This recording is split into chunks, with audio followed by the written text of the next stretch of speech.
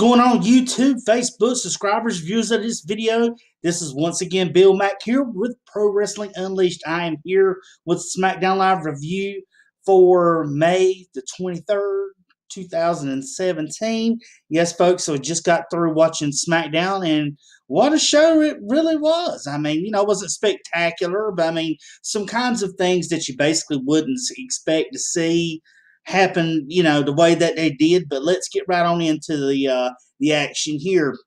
Starting off, SmackDown, we have Shane McMahon. He's in the middle of the ring, and he's talking about how we have a new WWE champion, which is Jinder Mahal. For those who watched if you've watched the Backlash pay-per-view this past Sunday, Jinder Mahal is your new champion. He also talked about that within 4 weeks, which is a month from now, he states that it will be the Money in the Bank contest. And we know that it'll be a SmackDown pay-per-view this year exclusively to them. So he then announces the five opponents and that's going to take place in this matchup. He announces AJ Styles comes out first, followed by Baron Corbin, then Sami Zayn, then Dolph Ziggler, and then we see Kevin Owens comes out, and I'm like, okay, what's Kevin Owens doing out here? But Shane says, Kevin Owens, you're not in this matchup. You're not in this matchup for the Money in the Bank contest. So we then he said, here's your real fifth participant. Out comes Shinsuke Nakamura. So then this not very happy to KO, which tries to plead his case and says, look, I understand why some of these guys, but you're putting AJ in here, you're playing favorites, so on and so on. So then Shane says, I'll tell you what, KO, I'll let you be the sixth participant in this. So then we have a bunch of each one of them cutting promos of how they're going to win the Money in the Bank. Then we have a couple matches made for later on tonight. We have Baron Corbin having a rematch with Sami Zayn which remember, Sami Zayn got a win over Baron Corbin at the Backlash pay-per-view. And we have a tag team matchup. First time we've seen AJ and Shinsuke Nakamura taking on Dolph Ziggler and KO. This will be your main event for the night. So we go to commercial break. We come back and we see Becky Lynch and Charlotte taking on Natalya and Carmella. And remember, the heels, the Welcome Committee, won their matchup against Becky Lynch and her team at the Backlash pay-per-view. Becky was kind of getting the majority of the work in and getting worked on most of the matchup between Natalya and Carmella, but we see Charlotte comes in and she basically gets the hot tag. And I'll use that reference a lot to one of these matchups to know, because basically want to get worked over, then they'll get the tag in. Charlotte, of course, cleans up the ring and wipes both ladies out, which remember, also Tamina's outside, Ellsworth's also outside for on Natalya and Carmella's team, and you also have Naomi that's out there with Becky and Charlotte. So it ends up coming down to Ellsworth trying to interfere in the match, Tamina trying to interfere in the match, which Naomi takes her out. We see that Becky Lynch ends up hitting her finisher, their arm breaker, I don't know what she calls it, but she ends up putting that on Carmella, getting the win. Here you have Becky and Charlotte picking up the win. Now, this leads to something later on in the match, in the night, as we'll see going forward. So then we see a commercial break. Now, this was supposed to be Sami Zayn taking on Baron Corbin. They had been jawing back and forth at the first part of the match, or first part of the night. Baron Corbin wasn't happy because, and I can understand, because Baron basically was winning 90% of that matchup. Sami Zayn got a little offense in the matchup at the pay-per-view, but he had that haluva kick and got the win. Baron wasn't happy about that. So this matchup was a quick roll-up. Baron done a couple moves. Sami got a roll-up pin on Baron, which completely angered Baron, and Baron just went off on Sami. He went on the outside. He got him, hit him with a chair, threw him over into the crowd. They were bad. He was just basically, this was, folks, a beat down on Sami, dropping him against the barriers, throwing him into the barriers. He ends up hitting a bunch of forearms to Sami, just basically wailing on him so much and there was no referees or nobody's going to interfere with it. He kept running them off, and Samuel was basically had to be stretchered and carried out to a local medical facility. That's what you want to call it, and so for further observation. But Baron just basically decimated Sami Zayn in this. This is how angry he got. So then we go back from a break. We see Shinsuke is talking to AJ in the back, and AJ reminisces about them going up and down the road and them in Japan. And AJ even mentions how he basically learned stuff from Shinsuke, and then Shinsuke's okay. We could tag tonight, but he said whenever that Money in the Bank comes, while this may be the place that AJ built, he said I'm going to make this my playground, and AJ kind of made a funny reference about he said playground, and so they go out. So we see the Fashion Police. This is their last apparent statement. They're dejected. They lost at the pay-per-view to the Usos. The Usos retained their title at Backlash. They're turning in all their stuff, and Shane says, look, you proved that you can be here. As a matter of fact, I'm going to give you guys both a singles matchup. Tyler Breeze, you're going to take on Jay, and Fandango, you're going to take on Jimmy. You're going to take on each of you got singles matchups tonight. So then they start grabbing all their box of disguises, their badges, their guns, which were really just water guns. And they basically went on and they were happy. They went to when they left out of Shane's office.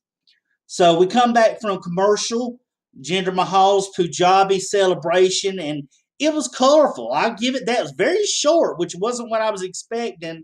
I don't know if they cut it short for whatever, but it didn't last very long. I mean, he had these dancers out in all different colorful outfits. They were all out there dancing around. The Singh brothers come out, and they were all dressed up in suits. And Jinder, of course, comes out last. And then he starts talking about the same basic promo he had cut before about, oh, you hate me because of the way I look, the way I talk, da-da-da-da-da, the same rhetoric he was doing before. And he said how he beat Randy Orton and became the new WWE champion, that they were going to have to accept that. And the ring was basically, like I said, it was decorated as well. And you had the dancers all lined outside of the ring. And then he says, well, I'm going to talk to my people now in my language. And then he starts talking in Punjabi, I guess, to his people. And then he basically goes and poses on the corner and holds the title up. And that's all that it ended up. Then the fireworks around the ring go off. And then the ones at the ramp go off. So that's basically all the celebration was. I thought it was going to be better than what it was. I thought it was going to be better than what it actually was, but I don't know if it was just short for time, because JBL mentioned even further in that there was going to be basically, he was wondered if it got cut short or something, which was odd for them to mention how the length of a segment like that. So just kind of, just something that he brought that up, but it was a decent, celebration, if you want to call it. So, congrats to him. We come back from commercial. There's a vignette for Lana that shows up on the screen, her dancing and stuff, her gimmick. Again, it says Lana coming soon to SmackDown, so we know that she's going to be doing that new gimmick in WWE SmackDown. How that's going to transform onto the actual main roster is beyond me. Hopefully, she's going to be wrestling pretty decent. And I don't know if that dance routine is going to take off or not. I personally wasn't too entertained by it, seeing it on NXT, but it just remains to be seen on how it's going to be. So we know she's going to be here very soon. Okay, so we come to the first of the singles matchups. We have Jey Uso. Now, this is what I was telling you about early on, folks, and how it's going to seem like it's kind of weird and kind of crazy. Jey Uso taking on Tyler Breeze. Now, this was the quick matchup. We had Jey Uso was talking to Tyler Breeze and how you shouldn't even be here. You didn't even, we beat y'all. And then Fandango's on the ring, outskirts of the ring with the water gun. He shoots Jay in the head with it. Jay turns his back towards Breeze, to Fandango. And then basically after that happens, we see that Tyler Breeze gets to roll up pin on Jay and gets the 1, 2, 3. So quick matchup there with that. So which leads us right to the second matchup, which we'll get into in just a quick break. So hold on, folks. We'll be right back.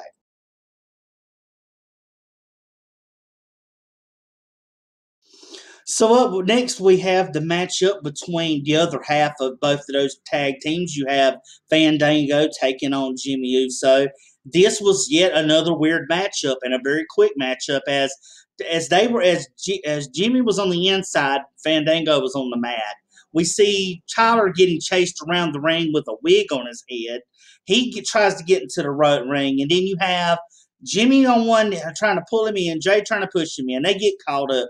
Jimmy ends up getting rolled up. He gets rolled up into a pin by Fandango. Referee counts to 3. 2 quick matches, 2 quick roll-ups with really no action, basically. So I'm like, okay, this is kind of stupid. This is why SmackDown's been lacking the last few weeks without being entertaining. Because remember, for the longest time, SmackDown was actually more entertaining than Raw. So to see it like that, I'm like, oh, great, that's what it is. But really, it was all just a gimmick to set up a real tag team matchup. And we see Breeze and Breezango on the outside, and they're like, hey, you should put up the titles.